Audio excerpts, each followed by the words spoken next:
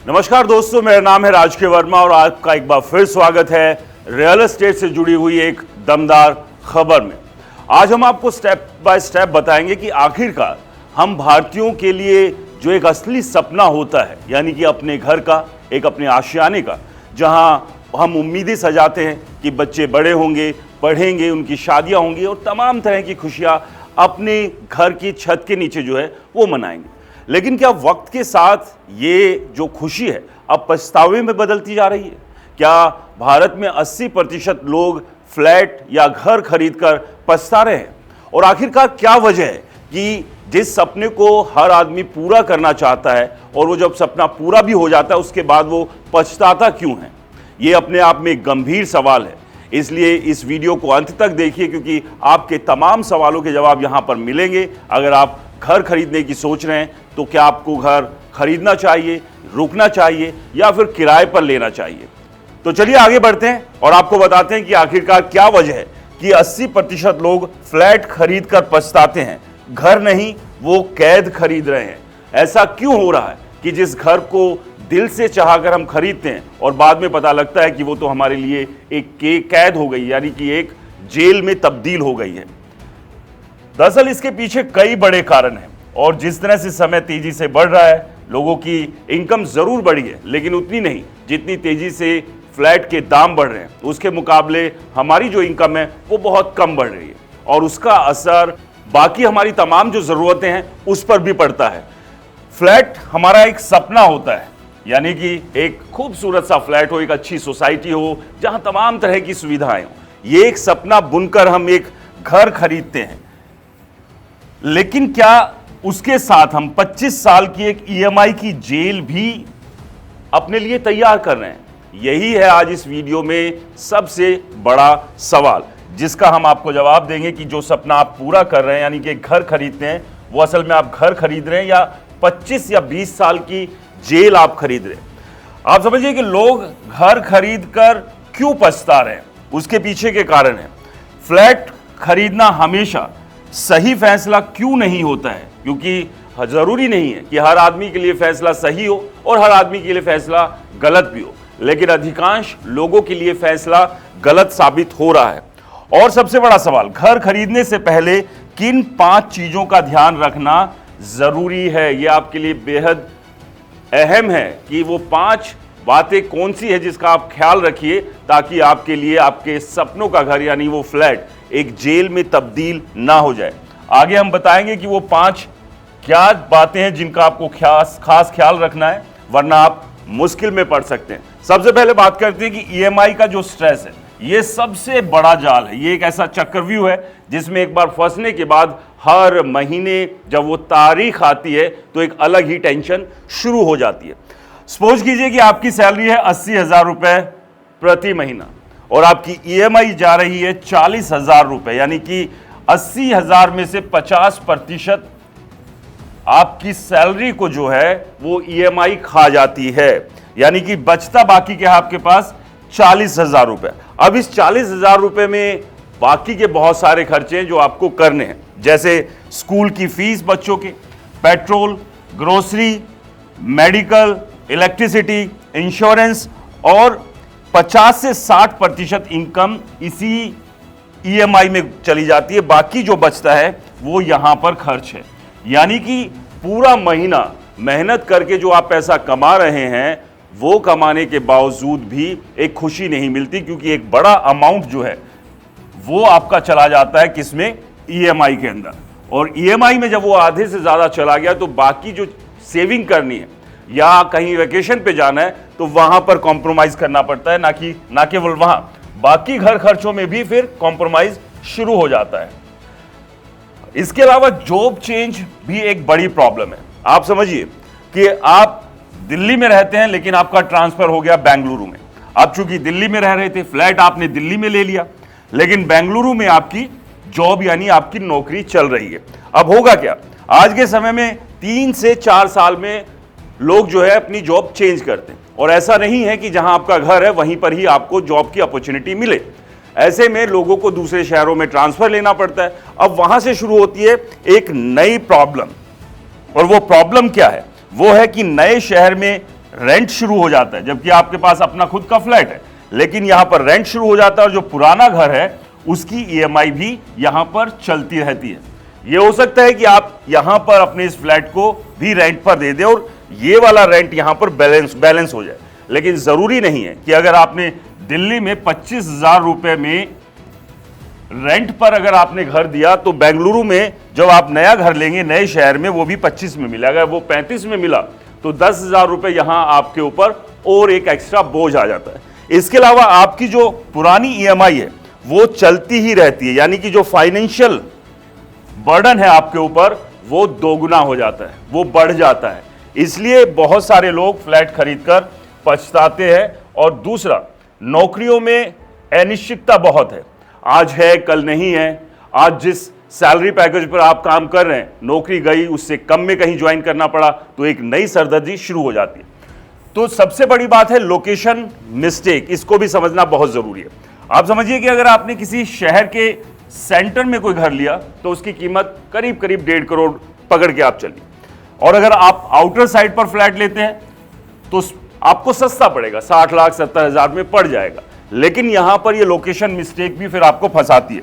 वो क्या है कि आपने एक सस्ता फ्लैट तो ले लिया, लेकिन जो डेली का ट्रैवल है वो सपोज कीजिए, क्योंकि आपने शहर के आउटर साइड पर घर लिया है और अगर वो 25 से 30 किलोमीटर है तो आपको हर रोज इतना ट्रैवल करना पड़ेगा। ये एक नई सरदर्दी हो जाती है। आपको सस्ता घर तो मिल गया आउटर्स में, लेकिन और मौका भी अच्छा मिला, लेकिन कुछ साल बाद समझ में आता है कि सबसे महंगी चीज जो थी वो पैसा नहीं था, वो समय था। और इस समय को ही समझना बहुत जरूरी है।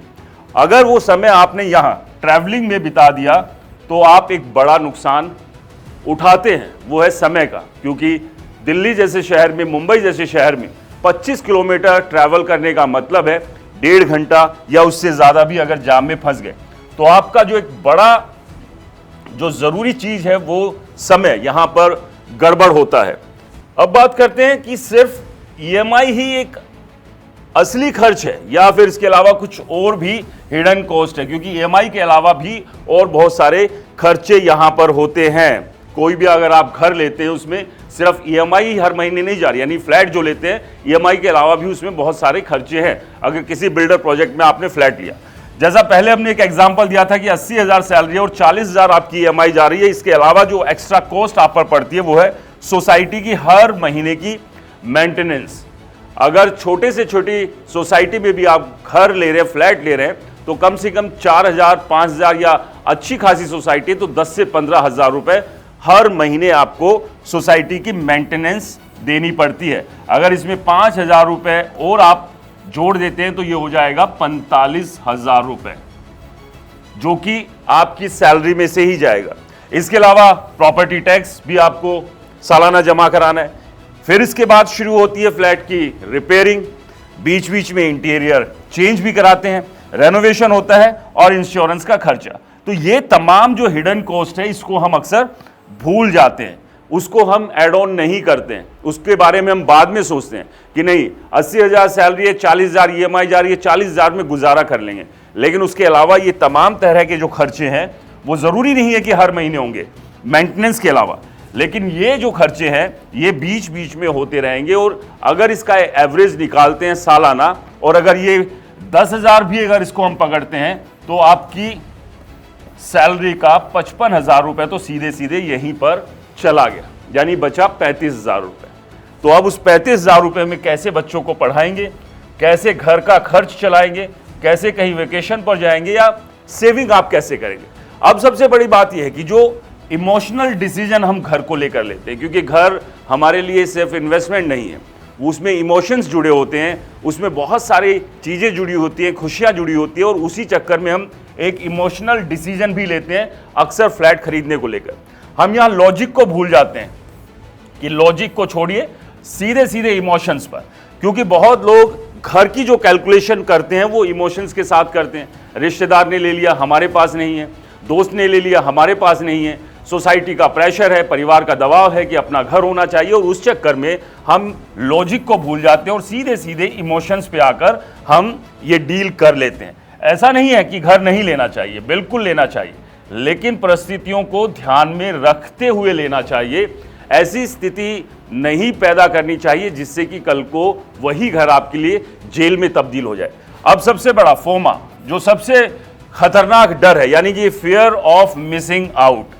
रियल एस्टेट एजेंट्स अक्सर कहते हैं कि आज नहीं खरीदा तो कल मिलेगा नहीं, लेकिन क्या यह सच है? यही रियल एस्टेट मार्केट का पूरा खेल है। आप उसी फिर रियल एस्टेट एजेंट के पास जाइए 1 महीने बाद, फिर वही यही कहानी कहेगा कि सर आपने थोड़ा लेट कर दिया था, लेकिन मैं फिर भी आपके लिए कुछ जुगाड़ करता हूं, लेकिन अब लेट मत कीजिए, तुरंत खरीद लीजिए, वरना ऐसा मौका नहीं मिलेगा। तो वो एक डर जो पैदा करते हैं कि अगर अभी नहीं खरीदा तो फंस ना जाए, तो उस डर के चक्कर में भी जो कि प्रॉपर्टी मार्केट हमेशा ऊपर जाएगी, ये जो डर दिखाया जाता है, लेकिन ऐसा हमेशा नहीं होता। मार्केट फ्लैट भी चलता है, यानी कि अगर जो फ्लैट का रेट 10,000 रुपए स्क्वायर फीट अभी है तो 2 महीने बाद वो 12,000 हो जाएगा या 15,000 हो जाएगा, ऐसा बिल्कुल नहीं है। कुछ सिनेरियो को छोड़ दे तो अगर कहीं अचानक कोई बहुत बड़ा प्रोजेक्ट आ गया या कोई रुका हुआ प्रोजेक्ट शुरू हो गया, वहां पर रेट जरूर जंप कर सकते हैं, लेकिन वो जंप होने के बावजूद भी क्या वहां खरीदार खरीदने के लिए पहुंचेंगे क्या? क्योंकि वो आउट ऑफ बजट हो जाएगा, और आउट ऑफ बजट होने की स्थिति में जाहिर सी बात है वो रेट फ्लैट होंगे। तो ये एक जो फोमा बनाया जाता है, डर बनाया जाता है, उस डर के चक्कर में भी आप जैसे हमारे जैसे लोग फंस जाते हैं कि नहीं साहब आज नहीं खरीदा तो कल मिलेगा नहीं, इसलिए तुरंत खरीद लीजिए।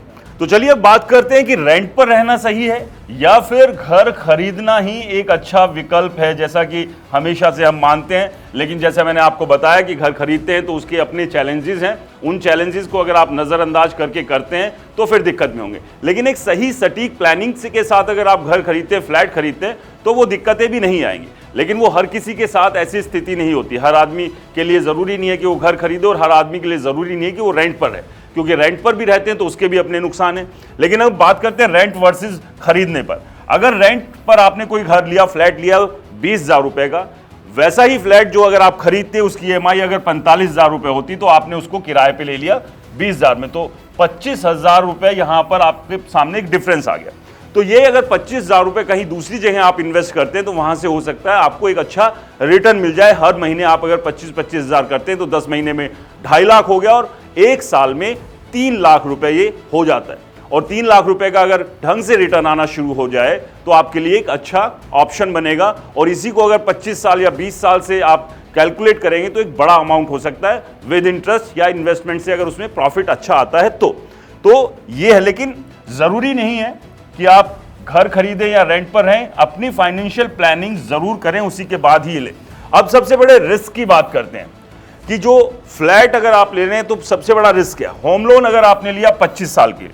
घर खरीदना आसान है लेकिन उससे निकलना मुश्किल है अगर बाद में बेचना पड़े, यानी अगर कोई खरीदार नहीं मिला और लॉस में बेचना पड़ा तो ये सबसे बड़ा रिस्क हो जाता है। क्योंकि बहुत सारी परिस्थितियां कई बार लाइफ में ऐसी बनती हैं जिसके बारे में कभी नहीं सोचा होता है। कोई बड़ा क्राइसिस आ सकता है, कोई बड़ी प्रॉब्लम हो सकती है, और उस स्थिति में बहुत सारे लोग घर बेचते भी हैं। और जब जल्दबाजी में आप घर बेचते हैं तो आपको पता ही है कि जो चीज़ आपने 1 करोड़ की लिए कई बार आपको वो 80 या 90 लाख में भी बेचनी पड़ती है, यानी कि एक बड़ा नुकसान यहाँ झेलना पड़ता है।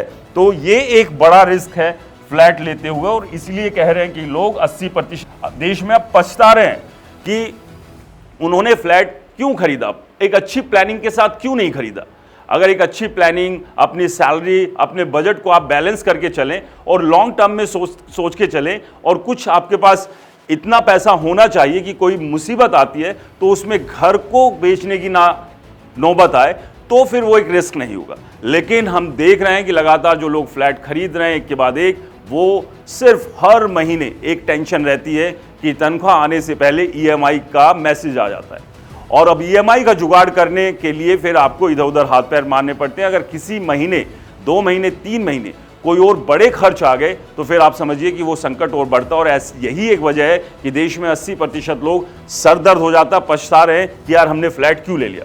चलिए फाइनल कंक्लूजन की बात करते हैं कि घर खरीदना गलत नहीं है, लेकिन गलत समय पर घर खरीदना गलत है।